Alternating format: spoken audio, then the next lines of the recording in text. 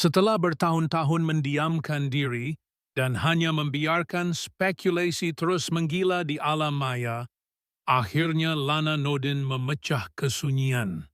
Dalam satu wawancara eksklusif yang ditunggu-tunggu ramai, Lana tampil bukan sebagai seorang selebriti glamour, tetapi sebagai seorang wanita yang telah melalui ribut dalam diam, dihanyutkan oleh badai cinta, diikat oleh janji-janji manis, dan akhirnya ditinggalkan dengan luka yang tak terlihat oleh mata kasar.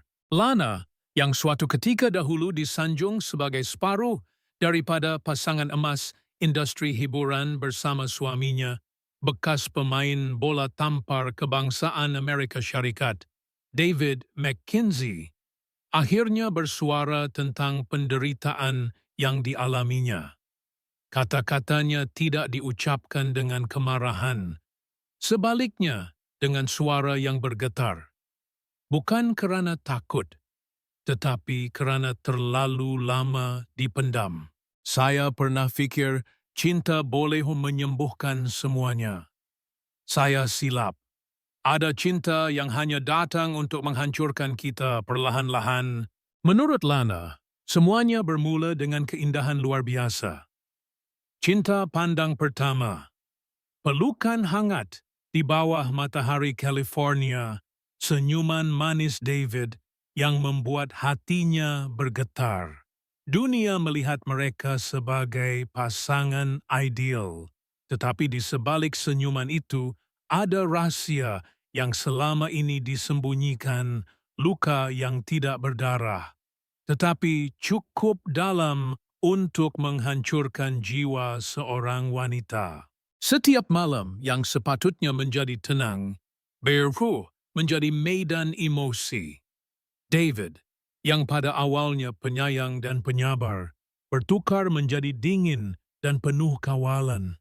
Perlahan-lahan, Lana kehilangan dirinya sendiri. Suara hatinya dibisukan, pilihannya dipertikaikan, dan impiannya dikecilkan. Tiada siapa tahu bahawa di balik foto-foto mesra di Instagram, Lana sering menangis sendirian di dalam bilik yang gelap. Dia tak pernah pukul saya, tapi kadang-kadang kata-kata lebih tajam dari pisau. Saya selalu dipersalahkan, bahkan bila saya cuba untuk menjadi istri yang terbaik. Ramai yang tertanya-tanya, mengapa Lana tidak bersuara lebih awal? Mengapa dia tetap berdiri di sisi David selama ini? Jawapannya mudah, tetapi menyedihkan. Seperti ramai wanita lain, Lana percaya dia boleh memperbaiki keadaan.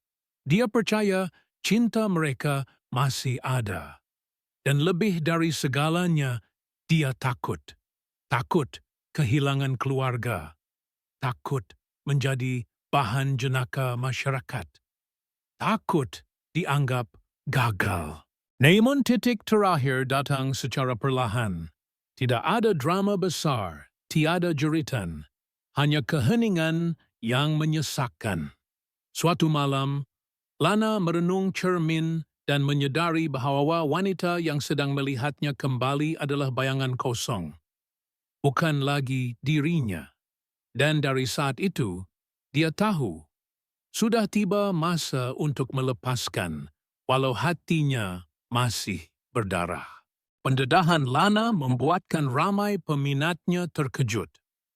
Bagaimana mungkin wanita sekuat itu, yang selalu tampil yakin dan bersinar, menyembunyikan penderitaan selama ini? Tetapi itulah kenyataannya. Kadangkala, orang yang paling banyak tersenyum adalah orang yang paling banyak menyembunyikan luka. Dalam temu bual tersebut, Lana turut menyentuh tentang bagaimana dia cuba bertahan demi anak-anak. Bagaimana tekanan mental yang dialaminya hampir menyebabkan dia mengalami kemurungan, dan bagaimana dia bangkit sedikit demi sedikit. Satu langkah dalam diam, satu nafas dalam harapan. Saya bukan mangsa. Saya adalah pejuang yang memilih untuk berhenti berperang demi menyelamatkan diri saya. Lana tidak menyalahkan sepenuhnya David. Tetapi dia tidak menafikan bahwa banyak luka datang daripada sikapnya yang semakin menjauh dan terlalu mengawal. Malah, menurut Lana, terdapat masa-masa di mana dia merasakan seperti hanya menjadi aksesori kepada kejayaan suaminya, bukan seorang istri, bukan seorang teman, hanya trofi yang ditayang untuk dunia. Part yang paling menyentuh hati ialah apabila Lana menceritakan saat dia cuba mencari kembali dirinya. Dengan menulis diary rahasia setiap malam, dengan menatap foto-foto lamanya, dengan memegang erat tangan anak-anaknya sebagai satu-satunya sumber kekuatan. Pendedahan Lana membuka mata banyak pihak, bukan hanya tentang hubungan selebriti yang tidak semestinya sempurna, tapi juga tentang bagaimana wanita yang kelihatan sempurna di luar boleh menyembunyikan penderitaan yang amat besar. Dan disinilah buat pertama kalinya, Lana memilih untuk tidak diam lagi. Saya mahu wanita lain tahu. Suara kamu penting. Jangan padamkan diri kamu demi sesiapa. Kisah Lana bukan hanya kisah perpisahan. Ia adalah kisah tentang keberanian, tentang kebangkitan, dan tentang cinta yang akhirnya tidak menyelamatkan, tetapi membebaskan. Dan di ujung temu bual itu, Lana hanya tersenyum. Bukan senyuman penuh kemenangan, tetapi senyuman seorang wanita yang akhirnya memilih dirinya sendiri, walau dengan harga yang mahal. Tetapi apa sebenarnya yang berlaku dalam rumah tangga mereka? Apakah benar semua ini berpunca daripada sikap dingin David? Atau ada rahasia lain yang belum terbongkar? Masih banyak yang belum terungkap. Di sebuah sudut rumah bungalow yang sunyi di Bukit Damansara, Lana duduk sendirian di ruang tamu yang kini hanya dipenuhi gema kesunyian. Di tangannya, secawan teh chamomile yang sudah mulai sejuk, seperti cintanya yang dulu hangat, kini dingin tak bersisa. Jari-jarinya menggenggam cawan itu erat, seolah-olah sedang berpegang pada sesuatu yang tak mahu dia lepaskan, kenangan. Langit di luar mulai gelap, dan hanya lampu meja kecil di sebelahnya yang menyala, memancarkan cahaya kuning lembut yang membuat suasana menjadi lebih suram dan syahdu. Di sebelah cawan itu, ada sebuah diary kulit berwarna biru tua, telah lusuh di sudut-sudutnya, menandakan berapa banyak malam telah dihabiskan olehnya untuk menulis, untuk meluahkan, untuk menyelamatkan diri sendiri daripada tenggelam. Hari ini David pulang lewat lagi. Dia tidak memandang wajahku pun, tapi dia cium anak-anak sebelum tidur. Aku cuman berdiri di pintu, menanti sesuatu yang tak pernah tiba. Begitulah bunyi salah satu catatan di dalam diary itu. Tulisan tangan Lana yang sedikit sengit, tapi sangat kemas dan penuh perasaan. Dari halaman ke halaman, pembaca seakan bisa melihat perubahan yang terjadi dalam diri seorang wanita. Dari seorang istri yang penuh harapan, menjadi seorang yang hanya bertahan kerana takut kehilangan identiti. Setiap pagi, Lana akan bangun lebih awal. Bukan kerana dia perlu, tetapi kerana tidur malamnya sering terganggu oleh mimpi-mimpi aneh. Mimpi di mana dia berlari, tetapi tak tahu kemana. Mimpi di mana suara David memanggil, tapi bila dia berpaling, hanya ada bayang-bayang kosong. Dia akan menyisir rambutnya perlahan-lahan di hadapan cermin, tetapi bukan untuk kelihatan cantik. Hanya untuk mengingatkan dirinya bahawa dia masih wujud. Dia akan memakai baju rumah yang sama, kaftan bunga-bunga yang pernah dibelikan oleh David di Bali sewaktu bulan madu. Dan setiap kali dia memakainya, dia akan tersenyum kecil, senyuman yang semakin hari semakin palsu. Anak-anak sebagai satu-satunya kaya. Dalam setiap detik sunyi itu, hanya suara gelak tawa anak-anak yang menghidupkan ruang rumah yang mulai terasa seperti penjara. Lana sering melutut di lantai, membina Lego dengan anak lelakinya, Aryan, atau menyisir rambut panjang putri kecilnya, Sofia. Mereka tidak tahu apa yang sedang berlaku dan Lana sengaja menyembunyikan semua itu di balik senyumannya. Tapi kadang-kadang Sofia akan bertanya, "Mama, kenapa mata Mama merah?" Lana hanya akan mendakapnya erat sambil membisik, "Mama oke sayang, Mama cuman letih."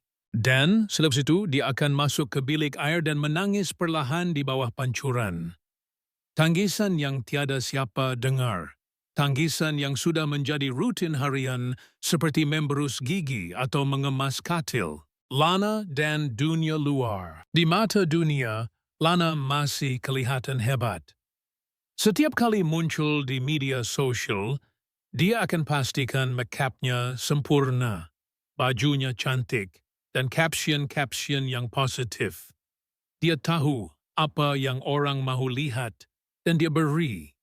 Tapi di balik kamera telepon bimbit itu, dia adalah wanita yang sedang patah perlahan-lahan. Dia sering membaca komen-komen netizen yang memuji kehidupan sempurna mereka. Ada yang menyebut relationship goals. Ada yang berkata, Lana bertuah dapat David. Dan dia hanya mampu tersenyum pahit kerana tiada siapa tahu bahawa setiap foto itu hanya diambil selepas pergaduhan, selepas tangisan, atau selepas diam yang menyakitkan. Saya bukan mahu orang simpati. Saya cuma mahu orang faham. Jangan terlalu percaya apa yang kamu lihat di media sosial. Momen yang mengubah segaunnya. Ada satu malam yang Lana takkan lupakan. Malam di mana dia dan David duduk di meja makan, hanya berdua.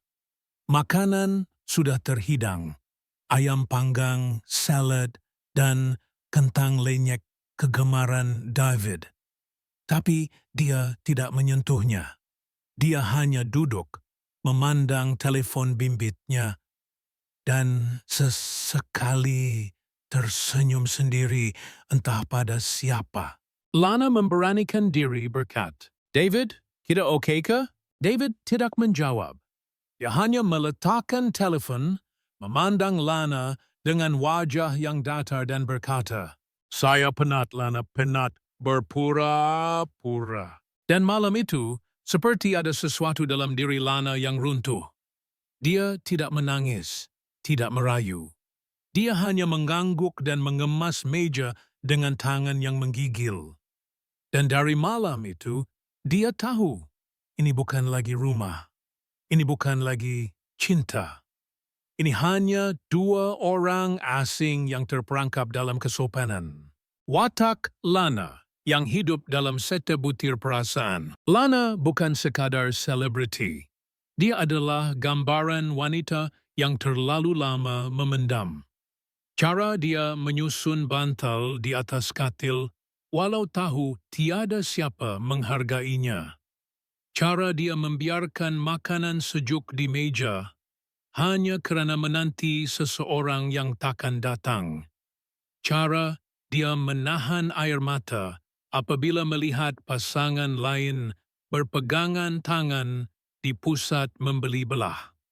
Semua itu adalah cebisan kecil yang membina satu watak, seorang wanita yang pernah mencintai terlalu dalam dan akhirnya tenggelam dalam cinta itu sendiri.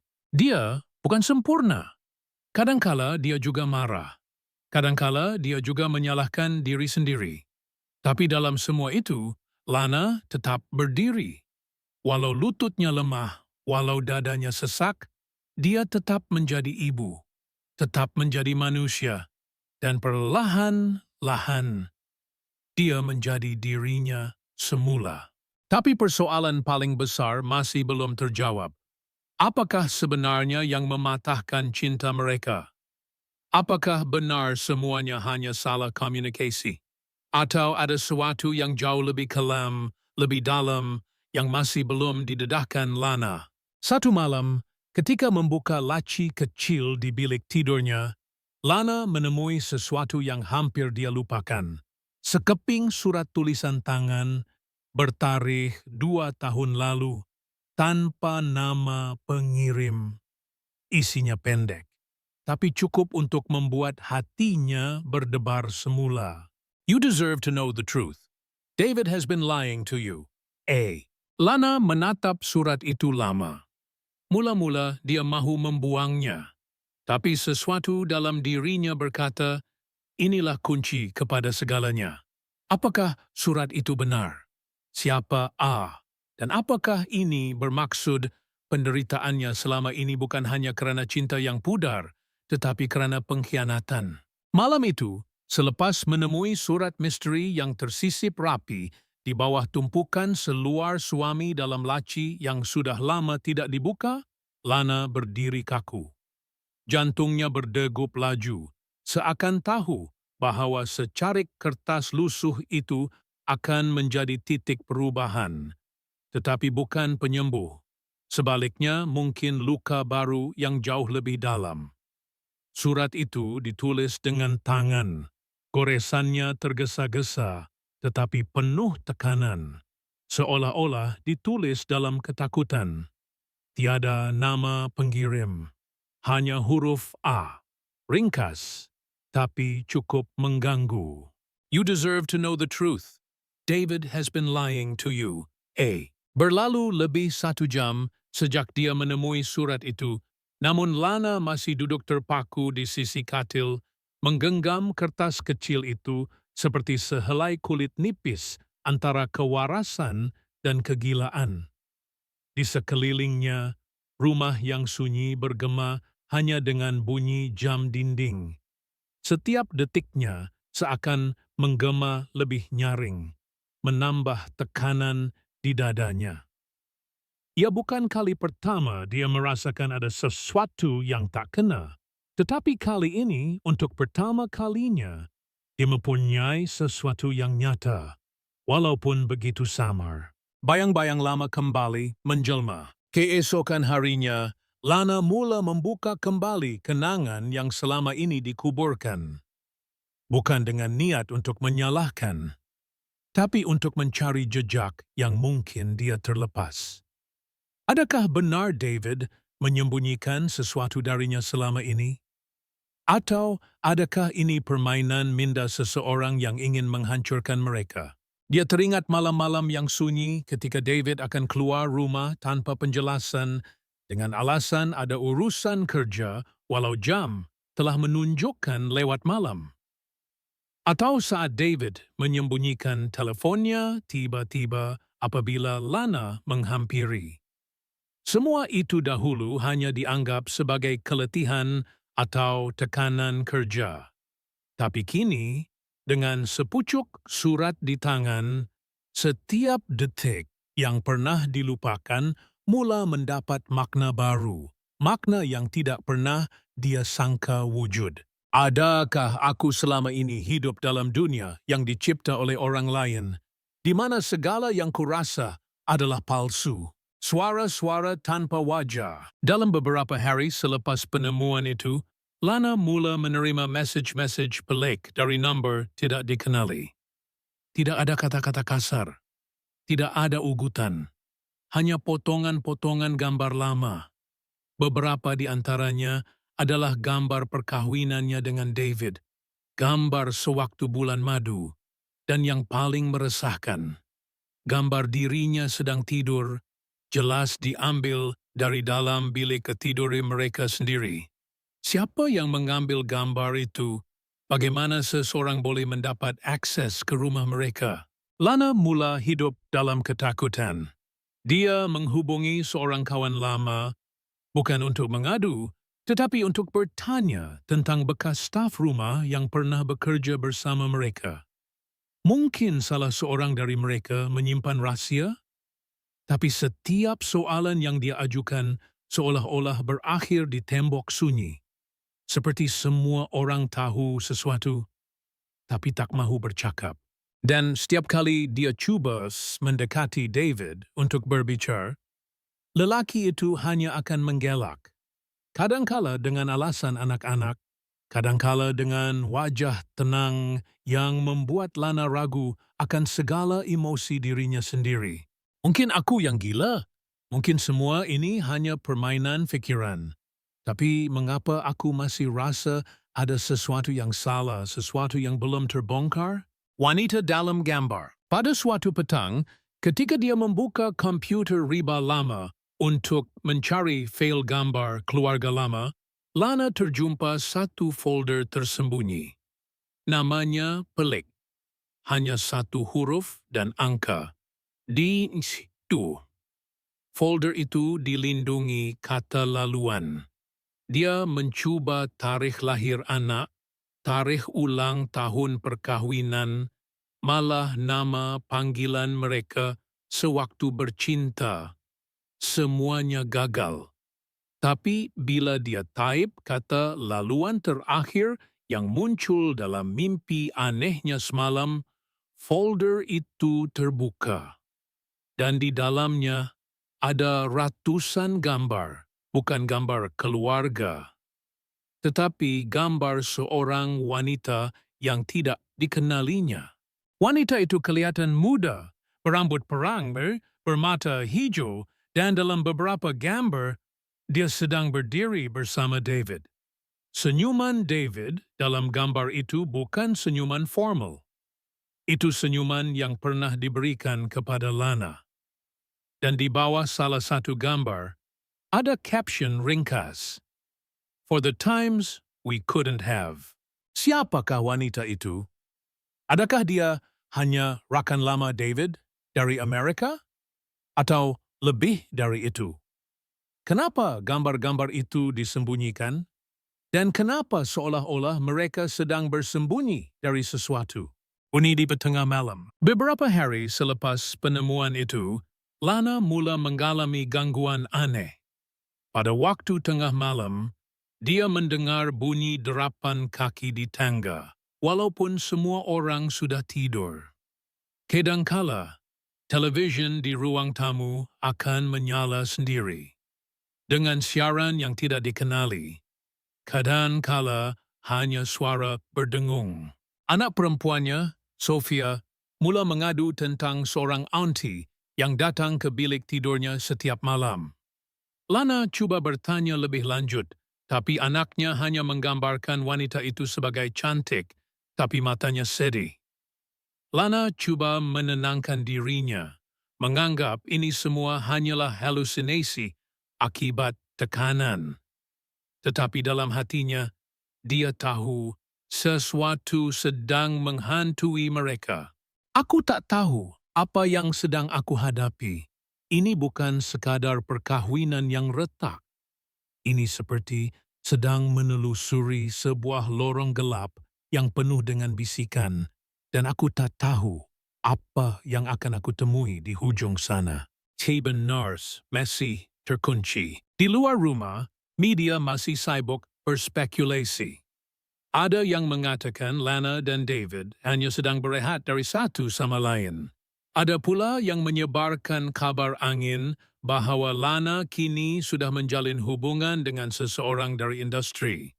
Tapi tidak ada satu pun yang tahu apa yang sebenarnya sedang terjadi di dalam tembok rumah yang mula terasa seperti jeruji besi. Dan di satu malam, ketika Lana sedang menutup lampu untuk tidur, telepon bimbitnya bergetar sekali lagi.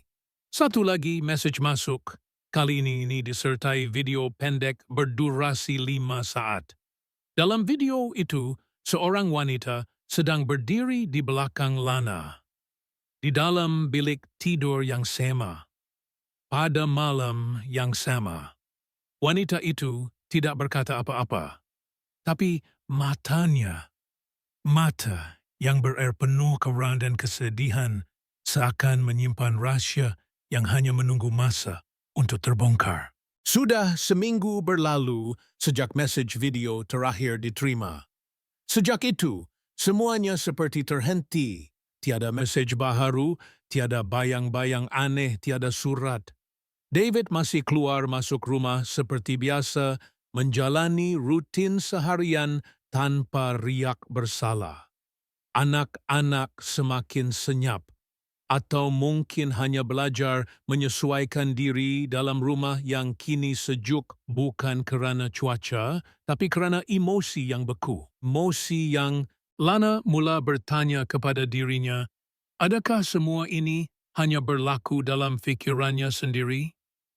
Apakah tekanan, luka yang ditanggung selama bertahun-tahun telah mencipta bayang-bayang palsu, khayalan yang memburu dirinya? Atau mungkinkah semua ini benar dan dia sedang dihanyutkan oleh arus kebenaran yang terlalu deras untuk dia fahami? Di pagi yang mendung itu, Lana memutuskan untuk kembali ke tempat yang sudah lama dia tinggalkan, sebuah rumah kecil di pinggir Shah Alam, tempat dia dibesarkan oleh ibunya. Rumah kayu itu kini usang, dengan cat yang sudah mengelupas dan semak yang merayap ke tangga. Tetapi di sanalah, untuk kali pertama setelah sekian lama, dia merasa tenang. Di dalam laci meja kayu ibunya yang berdebu, Lana menemui sebuah buku nota kecil berbalut kain batik. Buku itu adalah jurnal lama ibunya, catatan kehidupan seorang wanita yang juga pernah melalui perkahwinan yang sunyi, yang juga pernah menanggung luka kerana cinta yang tidak seimbang.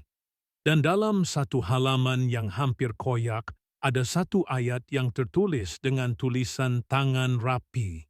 Bila cinta tidak lagi jadi tempat berlindung, jangan terus tinggal kerana takut bersendiri. Kadang, sunyi itu lebih jujur dari cinta yang berbohong. Lana membaca berulang kali, seolah-olah catatan itu bukan hanya pesanan ibu kepada dirinya sendiri, tetapi kepada Lana juga. Dia menangis, bukan kerana sedih, tetapi kerana dia akhirnya mengerti penderitaan wanita bukanlah sesuatu yang diwarisi, tetapi sesuatu yang disuarakan agar ia tidak berulang. Petunjuk terakhir. Beberapa hari selepas itu, Lana mendapat satu bungkusan yang dikirim tanpa nama. Di dalamnya ada sebuah kunci besi berkarat dan sehelai gambar lama. Gambar David bersama seorang wanita misteri yang sama seperti dalam gambar di komputer riba. Tetapi kali ini mereka sedang berdiri di hadapan sebuah bangunan kecil yang hampir roboh. Di belakang gambar, ada tulisan yang samar. Dia bukan siapa yang kau fikir. Kembali ke tempat semuanya bermula. Lana tidak tahu dari siapa. Tidak tahu di mana tempat semuanya bermula. Tapi fikirannya terus kembali ke saat-saat awal perkenalan mereka. Ketika David membawanya ke sebuah villa terpencil di Chiang Mai untuk sambutan ulang tahun pertama mereka. Tempat itu pernah menjadi syurga kecil mereka. Kini, adakah itu menjadi kunci kepada semua jawapan? Dia mencari dalam email lama, menemui alamat villa itu, dan tanpa memberitahu sesiapa, Lana memesan tiket penerbangan satu arah. Perjalanan yang sunyi. Dalam penerbangan itu, Lana termenung panjang di tepi jendela. Di sekelilingnya, orang tertidur, membaca, bermain dengan telepon, tetapi dia hanya diam. Ini bukan pelarian, ini pencarian. Dia tidak pasti apa yang akan dia temui di sana. Mungkin hanyalah bangunan lama yang ditelan waktu. Mungkin hanya kehampaan, tapi sesuatu dalam dirinya mengatakan, Patus sedang menantinya di sana. Saat dia sampai di villa itu, malam telah larut. Udara di kaki gunung itu masih sama, dingin, penuh kabus, dan berbau tanah basah.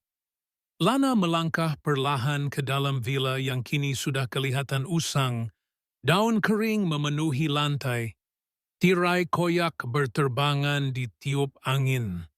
Tetapi di ruang tamu, semuanya seperti membeku. Ada sebuah meja kecil, di atasnya lilin yang hampir habis terbakar, dan sebuah buku nota terbuka. Di halaman pertama buku itu tertulis dengan tulisan yang dia sangat kenal. Jika kamu membaca ini, bermakna kamu sudah sedia tahu. Dan disinilah segalanya menjadi kabur. Satu keheningan yang panjang. Apa yang berlaku selepas itu tidak jelas. Tiada siapa tahu apa yang Lana temui dalam villa itu. Dia tidak pernah kembali ke rumahnya. David tidak membuat laporan kehilangan. Malah, tidak ada satu kenyataan pun dikeluarkan kepada media. Seolah-olah Lana hilang begitu sahaja, ditelan malam, dibawa kabus, atau mungkin memilih untuk menghilang. Rakan-rakan dalam industri mula berspekulasi. Ada yang mengatakan dia menyendiri di luar negara. Ada yang mendakwa melihatnya di sebuah biara di Tibet. Tapi tidak ada bukti. Tidak ada jejak. Tidak sesiapa yang benar-benar tahu. Gambar terakhir yang pernah dimuat naik di media sosial miliknya adalah gambar dua anaknya sedang bermain di tepi pantai. Dengan caption, "Kebahagiaan tidak perlu dijelaskan. Ia hanya perlu dirasa selagi ia masih ada." Setahun selepas kehilangan itu, seorang wartawan muda menerima sepucuk bungkusan misteri. Isinya ialah satu jurnal dengan kulit biru tua dan sepucuk surat yang hanya bertulis, "Kisah ini belum selesai, tapi kadang tak semua kisah perlu ditamatkan." Jurnal itu penuh dengan catatan pribadi, renungan, puisi-puisi pendek, dan potongan mimpi yang sukar ditafsir.